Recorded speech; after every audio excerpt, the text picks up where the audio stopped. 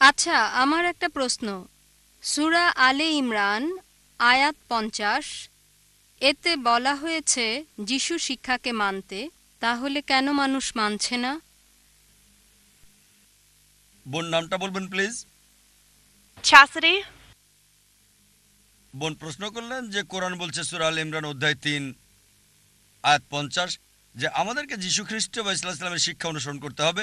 অনেক আয়াতই আছে যেগুলো বলছে আমাদেরকে ঈসা আলাইহিস সালামের উপর বিশ্বাস করতে হবে। বোন আপনাকে পরিষ্কার করে বলি যে ইসলামই একমাত্র খ্রিস্টান ধর্ম যেটা যিশু বা ঈসা আলাইহিস সালামের উপর বিশ্বাসের গুরুত্ব দিয়ে থাকে। সে কখনোই মুসলিম না যদি যিশু বা ঈসা আলাইহিস সালামকে বিশ্বাস না করে। আমরা বিশ্বাস করি তিনি ছিলেন আল্লাহ সুবহানাহু ওয়া তাআলার একজন মহান নবী। আমরা বিশ্বাস করি তিনি ছিলেন মসিহ মানে খ্রিস্ট। আমরা বিশ্বাস করি তার জন্ম হয়েছে অলৌকিকভাবে কোনো পুরুষের স্পর্শ ছাড়াই, যা অনেক আধুনিক খ্রিস্টানই এখন এটা বিশ্বাস করে না। আমরা বিশ্বাস করি তিনি মৃতকে জীবিত করতেন আল্লাহর সাহায্যে। আমরা বিশ্বাস করি তিনি সুস্থ করতেন অন্ধ এবং কুষ্ঠরোগীকে আল্লাহর সাহায্যে। বোন খ্রিস্টান আর মুসলিমরা একত্রিত হচ্ছে, তবে কেউ হয়তো বলবে তাহলে পার্থক্যটা কোথায়? বোন পার্থক্যের কারণ হচ্ছে যে অনেক খ্রিস্টান তারা বলে যে যিশু বা ঈসা আলাইহিস সালাম তিনি ঈশ্বর দাবি করেছেন। তিনি বলেছিলেন আমি সর্বশক্তিমান ঈশ্বর। বোন আপনি যদি বাইবেল পড়েন একটা স্পষ্ট করে বলা কথাও আপনি পাবেন না পুরো বাইবেলে যেখানে যিশু বা ঈসা আলাইহিস সালাম নিজে বলেছেন যে আমি ঈশ্বর, আমার উপাসনা করো। যদি কোনো খ্রিস্টান একটা মাত্র স্পষ্ট কথা দেখাতে পারেন, স্পষ্ট করে বলা একটা কথা পুরো বাইবেলে যেখানে যিশু বা ঈসা আলাইহিস সালাম নিজে বলেছেন আমি ঈশ্বর, অথবা বলেছেন আমার উপাসনা করো, আমি আজই খ্রিস্টান ধর্ম গ্রহণ করব। অন্য মুসলিম ভাইদের পক্ষ থেকে আমি কথাটা বলছি না। সত্যি বলতে যদি বাইবেল পড়েন এতে বলা হয়েছে গসপেল অফ জন অধ্যায় 14 অনুচ্ছেদ 28 যিশু আলাইহিস সালাম বলেছেন আমার পিতা আমার চেয়ে মহান। গসপেল অফ জন অধ্যায় 10 অনুচ্ছেদ 29 আমার পিতা সবার চেয়ে মহান। গসপেল অফ ম্যাথিউ অধ্যায় 12 অনুচ্ছেদ 28 আমি শয়তানকে তাড়াই ঈশ্বরের আত্মার সাহায্যে। গসপেল অফ লুক অধ্যায় 11 অনুচ্ছেদ 20 আমি ঈশ্বরের আঙুলের সাহায্যে শয়তানকে তাড়িয়ে দিই। গসপেল অফ জন অধ্যায় 5 অনুচ্ছেদ 30 আমি নিজে থেকে কিছু করতে পারি না, আমি যা কিছু শুনি তাই বলি আর আমার কথা সঠিক। আমি আমার নিজের ইচ্ছায় চলি না, সর্বশক্তিমানের ইচ্ছায় চলি, আমার পিতার ইচ্ছায় চলি।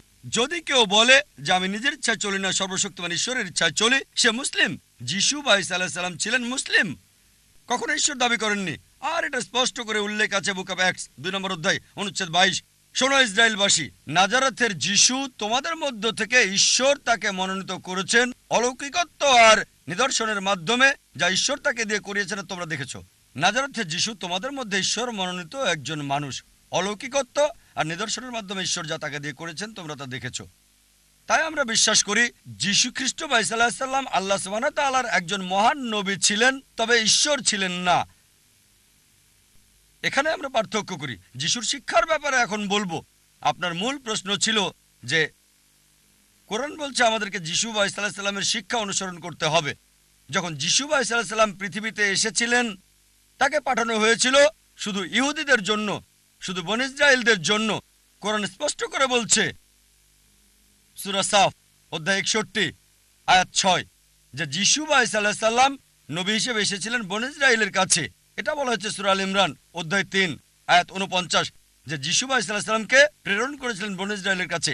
এটা বলা হচ্ছে গসপেল অফ ম্যাথিউ অধ্যায় 10 অনুচ্ছেদ 5 ও 6। যিশু বা ঈসা আলাইহিস সালাম বলেছেন জেন্টাইলদের পথে যাবে না। জেন্টাইল কারা? যারা ইহুদি নয়, হিন্দু, মুসলিম। জেন্টাইলদের পথে যাবে না, সামারিটানদের শহরে প্রবেশ করবে না, বরং ইসরায়েলের হারানো মেষদের কাছে যাবে। একই কথা বলা হয়েছে গসপেল অফ ম্যাথিউ অধ্যায় 15 অনুচ্ছেদ 24। তিনি অনুসারীদের বলছেন আমাকে প্রেরণ করা হয়েছে শুধুমাত্র ইসরায়েলের ঘরের হারানো মেষদের কাছে। সুতরাং যীশুখ্রিস্টকে পাঠানো হয়েছিল বনী ইসরায়েলদের জন্য, আর তার কথা মানা জরুরি ছিল নির্দিষ্ট একটা সময়ের জন্য। এই কথা বাইবেল বলছে এবং কোরআনও বলছে। তারপর বোন যদি আপনি বাইবেল পড়েন যিশু আলাইহিস সালাম যা বলেছেন যদি ভালো করে দেখেন, এটা হচ্ছে গসপেল অফ লুক যে যিশু আলাইহিস সালামের খাতনা করা হয়েছিল 8ম দিনে। আমরা মুসলিমরা মাশাআল্লাহ খাতনা করে থাকি। অধিকাংশ খ্রিস্টানি খাতনা করে না। তাই যদি বলেন যিশু ভাই সাল্লাল্লাহু আলাইহি ওয়াসাল্লামের শিক্ষা অনুসরণ করলে খ্রিস্টান হওয়া যাবে, তাহলে আমি বলবো আমি বড় খ্রিস্টান ওই খ্রিস্টানদের চেয়ে। এটা বলা হয়েছে বাইবেলে, বুক অফ এফিসিয়ান্স অধ্যায় 5 অনুচ্ছেদ 18, যে মাতাল হবে না। এটা বলা আছে বুক অফ প্রবাদ অধ্যায় 20 অনুচ্ছেদ 1-এ, যে মদ একটা ধোঁকা। আমরা মুসলিমরা মদ পান করি না। কোরআন বলছে সূরা মাইদা অধ্যায় 5 আয়াত 90, মদ হারাম, আমরা স্পর্শ করি না, কখনো আমরা মদ খাই না। মুসলিমরা একটা বড় সম্প্রদায় যারা এটা করে না। সুতরাং বাইবেল অনুযায়ী মদ পান করতে পারবেন না। আরো বলা হয়েছে বাইবেলে যে শুকর খেতে পারবেন না, অনেক জায়গায় আছে।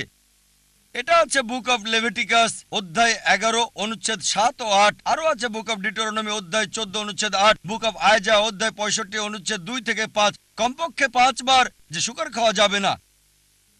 আমরা মুসলিমরা আমরা শুকর খাই না, কিন্তু অধিকাংশ খ্রিস্টানই শুকর খায়। তাই যদি খ্রিস্টান মানে যারা যীশুখ্রিস্ট বা ঈসা আলাইহিস সালামের শিক্ষাকে মেনে চলে, তাহলে আমরা মুসলিমরা খ্রিস্টানদের চেয়ে বড় খ্রিস্টান। আমি এভাবে বলে যেতে পারবো, যখন যিশু ভাই সাল্লাল্লাহু আলাইহি সাল্লামকে বলা হলো প্রথম কমান্ডমেন্ট কোনটি, তিনি বললেন গসপেল অফ মার্ক অধ্যায় 12 অনুচ্ছেদ 29, বলেছেন এটা হিব্রু ধৃতি, যার মানে শোনো হে ইসরায়েলবাসী, প্রভু আমাদের প্রভু একজন। আমরা মুসলিমরা মাশাআল্লাহ আমরা বিশ্বাস করি এক আল্লাহকে। অধিকাংশ খ্রিস্টান বিশ্বাস করে ট্রিনিটিতে, পিতা পুত্র এবং পবিত্র আত্মা। তাই যদি বলেন খ্রিস্টান মানে যে যিশু ভাই সাল্লাল্লাহু আলাইহি সাল্লামের শিক্ষাকে অনুসরণ করে, আমরা মুসলিমরা খ্রিস্টানদের চেয়ে বড় খ্রিস্টান। আপনি আমার ভিডিও ক্যাসেট দেখতে পারেন, ইসলাম এবং খ্রিস্টান ধর্মের সাদৃশ্য সেখানে বিস্তারিত আপনি পাবেন। আমরা বাইবেলের চেয়ে বেশি অনুসরণ করছি যিশু ভাই সাল্লাল্লাহু আলাইহি সাল্লামের শিক্ষা, খ্রিস্টানদের চেয়ে বেশি। আশা করি উত্তরটা পেয়েছেন বোন।